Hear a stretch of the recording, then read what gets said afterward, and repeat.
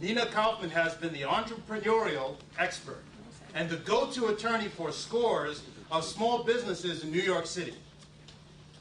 Many have more than one owner, but few have chosen their business partners wisely. They'll say, I really like this person, and we get along well. What else matters? Her answer is this talk, building profitable partnerships. Please welcome Nina Kaufman.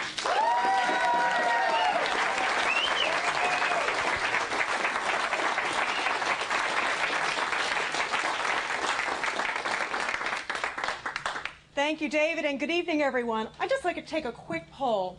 How many of you own your own business? Show of hands. Wow, a lot of you. And keep your hands up. How many of you own them with more than one other person? Okay.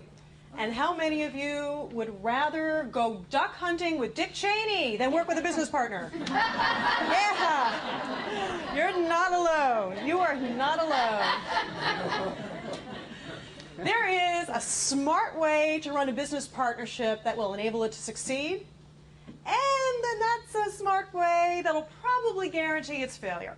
So which do you want, success or failure? Success! Okay, so tonight we're going to talk about success.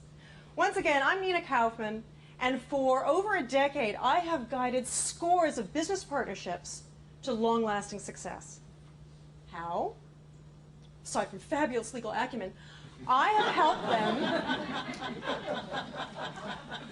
them navigate the three major minefields. How many minefields? Three. Three minefields that can destroy an otherwise wonderful business relationship. But to let you know why this is so important, let me first give you a few facts and figures.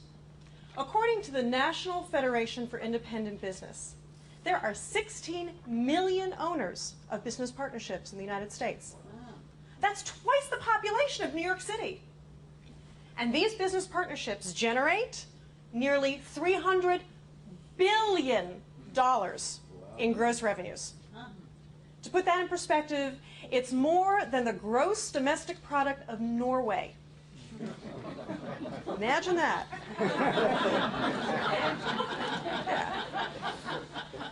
So for some other numbers, 50%. 50% is the percentage of all marriages that end in divorce. 70% is the percentage of all business partnerships that go. That's a technical term. That means that a business partnership has less than a 1 in 3 chance of succeeding. So how can you make sure that your business partnership is part of that 30%? So you get your fair share of that $300 billion? You need to navigate the minefields, and here they are. The first minefield is work. What is it? Work. Work. Division of labor. If you haven't worked out a division of labor, you're doing one of two things in your business. Either you and your business partner are stepping all over each other's toes, or you're leaving gaping holes where your business desperately has a need that has to be filled. True story.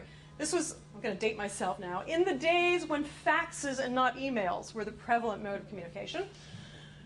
My business partner and I had started our law firm, and I was such a good girl. I was doing accounts payable, accounts receivable, I was handling marketing and networking and office administration, as well as my fair share of the legal work. One day, the ink in the fax machine ran out. And my business partner turns to me and said, hey, the ink ran out in the fax machine. Why didn't you do something about it? I looked at him and said, excuse me, since when am I your servant? He said, well, you're always going shopping for office supplies and stuff. I thought you'd get it. I said, the fax machine is in your office. I thought maybe you'd get off your fat duff and do something about it.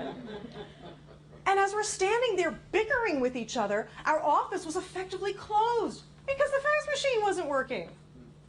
Now, that's a humorous example, but it is a sign of where business partners can go awry in their relationship. And thankfully, we were able to work it out, but not all business owners are quite as lucky.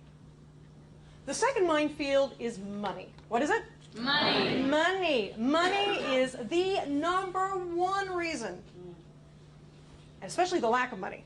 It's the number one reason that businesses fail. It is also one of the top issues of contention between business owners. I'll give you another example. Restaurants. 3 owners, business plan scribbled on the back of a napkin. No partnership agreement. We don't need it. We're friends. So they start working. They're working hard. And they're splitting their earnings equally, a third, a third, a third. And then business starts to pick up. So 2 of the 3 owners start working very, very, very hard.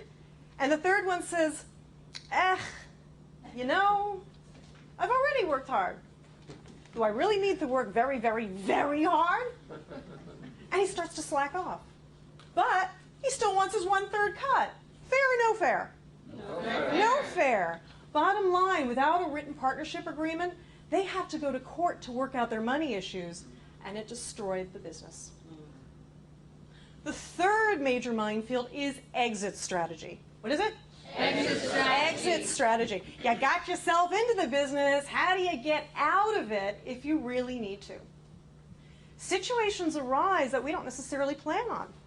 Like, surprise, you're 46 and pregnant with twins. I'm not 46. Or, not so funnily, surprise, it's breast cancer.